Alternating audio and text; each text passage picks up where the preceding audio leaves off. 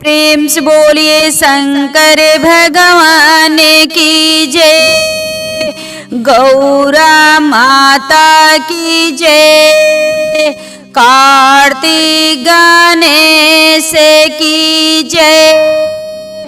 तो देखिए गुरु बहिना, आप लोग के बीच बहुत दर्द भरा शिव चर्चा कथा सुनाओ तनी। हमारी कथा के आप सब शुरू से लास्ट तक सुनी, शुरू से लास्ट तक सुनो, तब भी जानो कि कथा में का भाव रहल, आ का ज्ञान रहल, आ का रहस्य बा।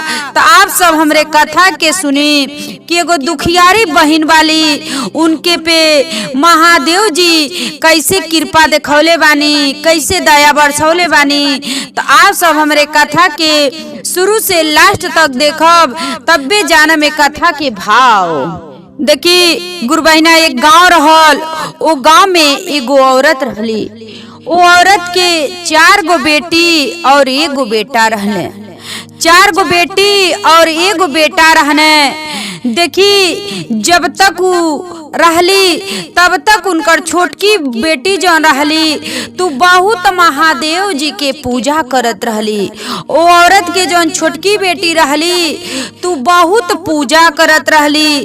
ते देखी उनकर लड़की के बाप महतारी ना लोग बोलता कि ये बेटी का करे, तू जा तलू रोज सुबह भोलेनाथ के दरबार में कहतली जाय दो, इनके जौन सपरता उ करतली जाय दो, इनके पूजा ही कैले में इनके खुशी बा ते करे दो। अपने तीनों बेटी से कहतली ये बेटी जाय दो, उनकर जौन मन करता जाय दो, छोट हई आ जौन उनके मन करता तन उनके करे दो। देखी लेकिन तीनों बेटी उनकर का कहे लोग औरत के, अरे रोज सुबह ही कारो ना करतली आ रोज 1 लोटा जल लेतली आ चहुप जातली महादेव जी के दरबार में अपन कार और कई के आ तब जा। लेकिन देखी माई अपने बेटी के, तीनों बेटी के बेटा के कहतली ए बेटा ए बेटी, अरे जाए दो, छोट सबसे है, उनकर लोगन दाज न लड़ावा द लोगन, अरे तो लोगन अपने घरे चल जीवा लोगन,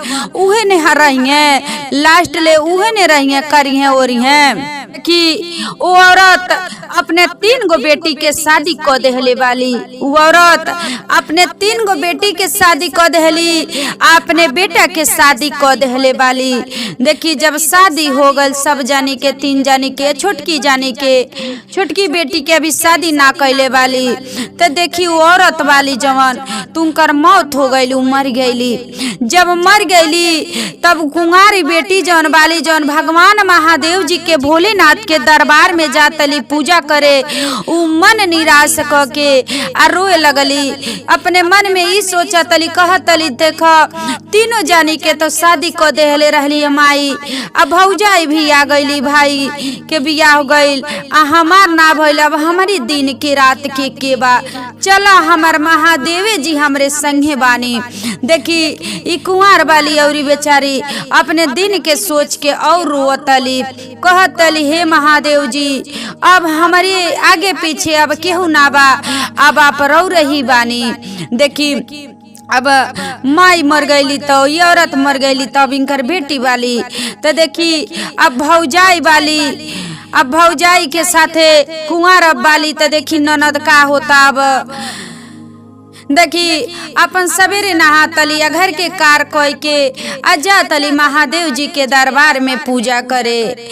आ महादेव जी के दरबार में पूजा करके आवतली, तब वो भौजाई वाली तब 4 बोली बोलतली, का तू मनबू ना, अरे तू हर 3 गो बहिन लोग रहलो तब वो तू ना देखा मनलू, आ तोर भाई भी मना कहने तबो ना तू मनलू, तो देखो अब का करबू। लेकिन देखी महादेव जी के पूजा करतली, कहतली हे महादेव जी अब ई का हमरे साथे का लीला प्रचतनी, बताई इतना दुख इतना कष्ट तो माई बाप के रहले पे हमके ना मिलल रहल, जितना अब एगो भौजाई के साथे हमके दुख मिलताटे। बेचारी देखी रोज सुबह अपन उठतली, झाड़ू लगावतली, बर्तन मासतली और नहा धो के महादेव जी के दरबार में जातली। कहतली आवतली तनिको खाना के लेट हो जात रहल, तनिको खाना के लेट हो जात रहल तो भौजाई उनकर बाली तो लगतली झूठा नोची के मारे। देखी जब झूठा नोच के मारे लगतली तो धीरे धीरे भाई देखतने देख हमार बहन बेचारी इतना उनके कहानी के, लेकिन माई मर गईले पे बेचारी हमरे मेहरारू के साथ सब कुछ करतली आ तबो हमार मेहरारू उनके मारतली।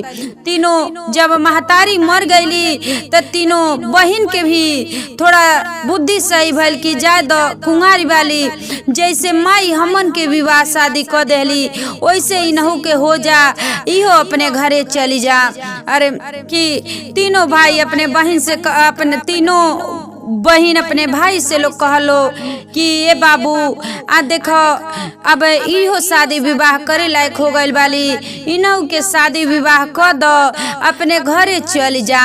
लेकिन इ ना लोग कहता कि रे तुहार मेहरारू वाली उनके रोज झोटा नोच के मारतली, ना लोग कहता टे लोग। देखी भाई अपने मेहरारू से कहने कि सुनो एगो बात कहतनी कि अब तो बहन वाली तीन जानी के तो माई शादी विवाह कर देले रहली है, अब एगो ई वाली तिनकर शादी विवाह हमके करे बा, तो देखो इस शादी विवाह करे लायक हो गइल वाली तिनकर हम शादी कर देतनी, इनकर हम शादी कर देतनी आ शादी हो जाई तो अपने घरे इहो चल जाई है। मान लो अब उम्र हो गइल बा शादी करे लायक, कहली ठीक बा शादी होई लेकिन देखा हम दान दहेज ना तो के देवे देव, दान दहेज हम ना देवे देव, बहुत करब तो दूगो साड़ी दे देव, एगो देही पे के औरी साड़ी दे देव, लेकिन हम दान दहेज ना देवे देव। जा देखो वैसन तैसन घर दुआर मिले उन्हीं के घरे इनके ले जाके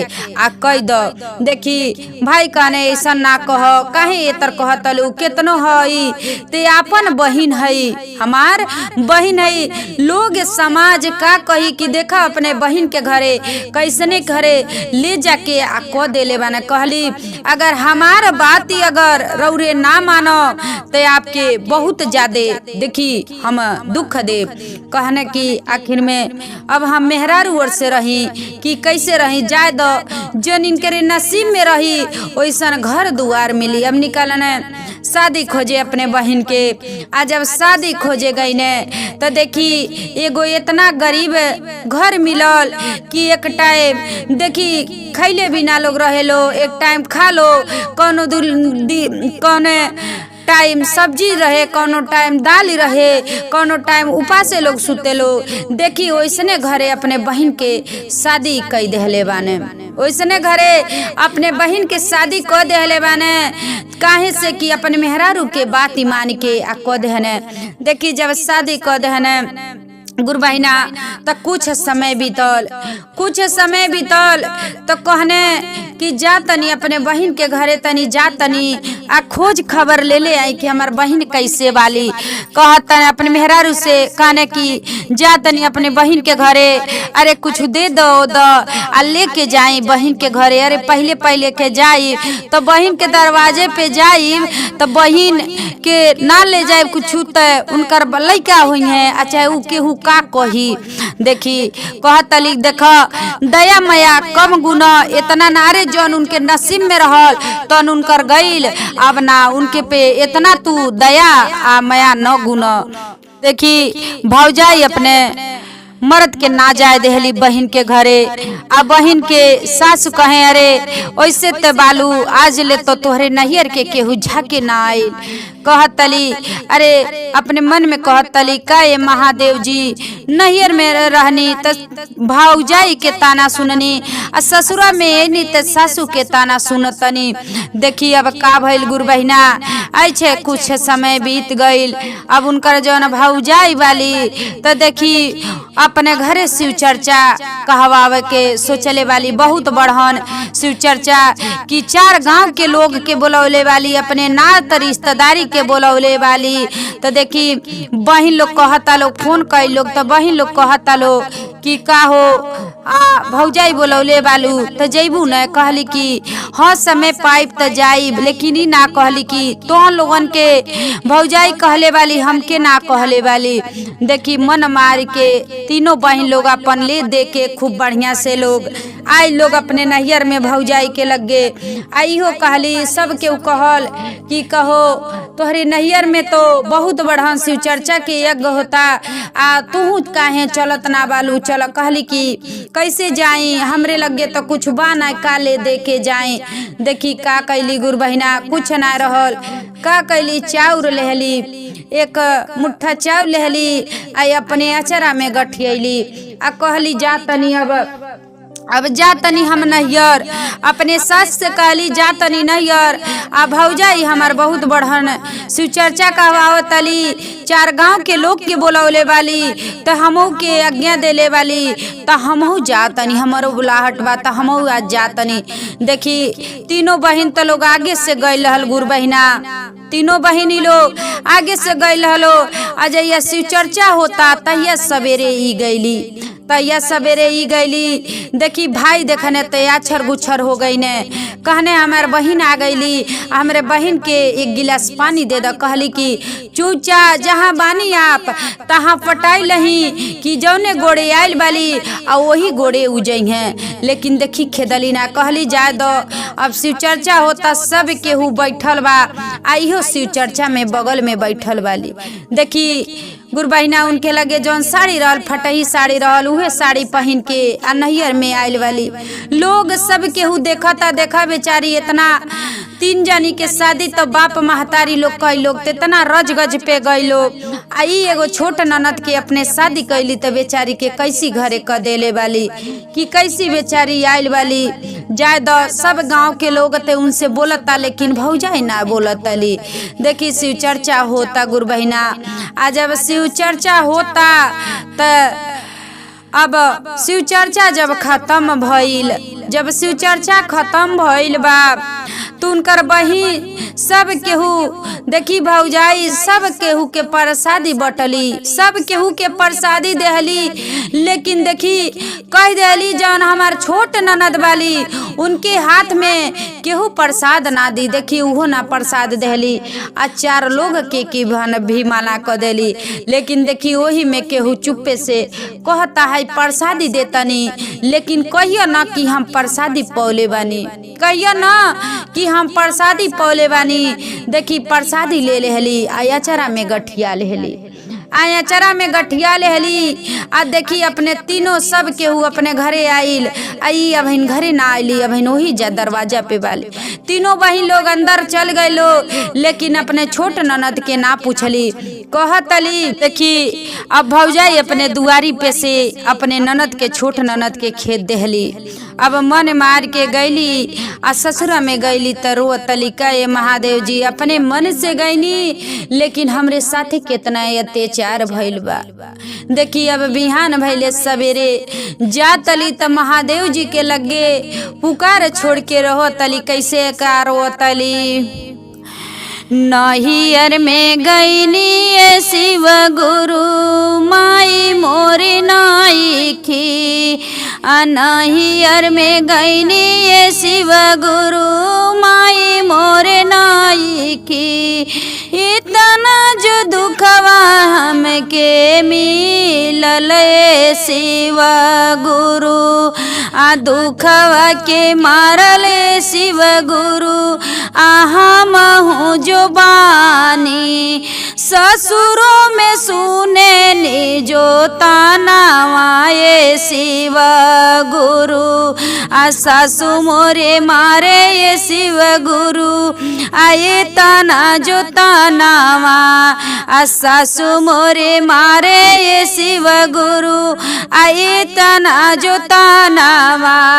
नैहर में नाही कुछ पावानी ये शिव गुरु। आ सासु मोरे कहे ये शिव गुरु आ कोई सने बालो। आ सासु मोरे कहे ये शिव गुरु आ कोई सन बालो। नहियर में नाही मिले इजती आए शिव गुरु। आ नाही मोरे मिले ये शिव गुरु आ नाही मोरे मिले। गईले जो रहनी हम नहीं अरवाए शिव गुरु। आ बड़ी बड़ी दुखवाए शिव गुरु आ बड़ी देहली तनवा। आ हमरो भौजैया ये शिव गुरु आ दुआर से खेदली आ खेदी हमके देहली ये शिव गुरु हो। कहतली हे शिव गुरु अब भौजाई अपने दुआरी से हमके खेद देहली। आ यहाँ बाटे तो सासू हमके ताना मारतली कि कैसन बालू कि तू नैयर में गईलू इतना धन दौलत बा तबो तोहर भौजाई तोहके खेद देहली ऐसने घरे ले आके आ तुहार शादी कर देहली। देखी बेचारी अब कौन और के बाली ना। उ देखी भगवान महादेव जी के उ भक्त वाली उ लड़की देखी इतना उनकरे दुख मिलल अब महादेव जी के सह ना गइल बा। जब महादेव जी के सह नहीं गइल बा का कैले बानी महादेव जी देखी उनके भौजाई के लीलगाई बना देहनी। उनके भौजाई के जब लीलगाई बना देले बानी तो देखी अब सब के उ सोचता कि आखिर में कैसे ई लीलगाई बन गईली। अब उनकर स्वामी जी कहतने कि देखी लगन हमार मेहरारू ई औरत है लीलगाई बन गईल वाली केहू इनके मारी ना। लेकिन देखी गांव के लोग केहू मानत ना बा। तो देखी इतना दुख देहली इतना कष्ट देहली इतना सांसद देहली अपने ननद के ले जाके ऐसने घरे शादी विवाह करवा देहली। तो देखी वही के कारण देखी शिव गुरु महादेव जी उनके भौजाई के लीलगाई बना देले बानी। ताप सब हमरे कथा के सुनी। अब देखी आज जब बाली अब इनका ननद वाली अब इनके महादेव जी कितना धन दौलत दे देने सब कुछ दे देने इनके पे कितना दया बरसौने। तो देखी गुरु बहिना कबो ना सोचल जला कि हमारी ननद हई ती माई मर गईले पे इनके दुख दी सासत दी इनके कष्ट दी। तो देखी ई भगवान महादेव जी के पूजा करत रहली। तो देखी महादेव जी इनके पे कैसे कृपा बरसा देले कृपा को दिखा देले बानी दया। तो आप सब गुरु बहिना हमरे कथा के सुनले खब अच्छा लगल होई तो कमेंट बॉक्स में हर हर महादेव लिखब।